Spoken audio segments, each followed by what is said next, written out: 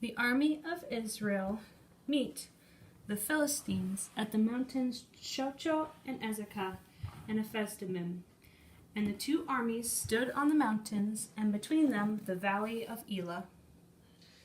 The champion of the Philistines, Goliath, a giant, stood and cried out to Israel, and said unto them, Israelites, send forth a man who dare fight me. If he kills me, all will be your servants, but if I kill him, then you shall be our slaves and serve us. I defy you, armies of Israel, send forth a man that we may fight together. When Saul and all of Israel heard it, they were dismayed and greatly afraid. 40 days later, Jesse sent David to give his brothers Eliab, Abinadab, Shammah, and the others cheese, corn, and 10 loaves in the camp of Israel. Goliath of Gath returned and spake the same words, and David heard them, and the army of Israel were so afraid. David said, Who is this that defied the army of God? His brothers told him, Goliath of Gath. He hath made the challenge to who would face him, and which army would win or lose. And Saul would offer to anyone great riches, his own daughter, and make his father's house free in Israel. David replied, Why has no one answered him? The brothers said, Have you not seen his size and his armor? He is but a man, and no true soldier of Israel should stand in fear of him, said David. The brothers were upset. Why did you come here? David said, What have I done? Is there not a cause? If no one will fight this Philistine, then I will.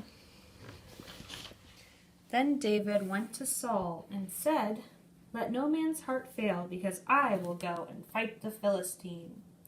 Goliath is a man of war from birth, a soldier by experience, and giant in strength. You are but a youth, poet, and shepherd, said Saul.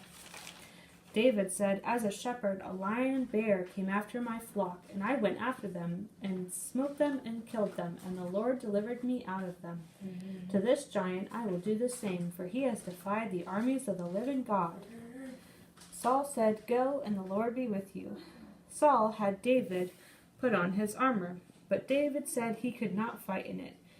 He asked only for a staff, a sling, and 5 smooth stones.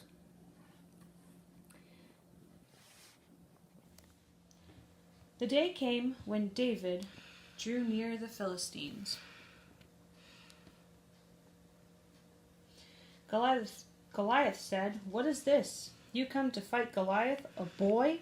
This is the best Israel can send? Am I a dog that you come at me with a stick?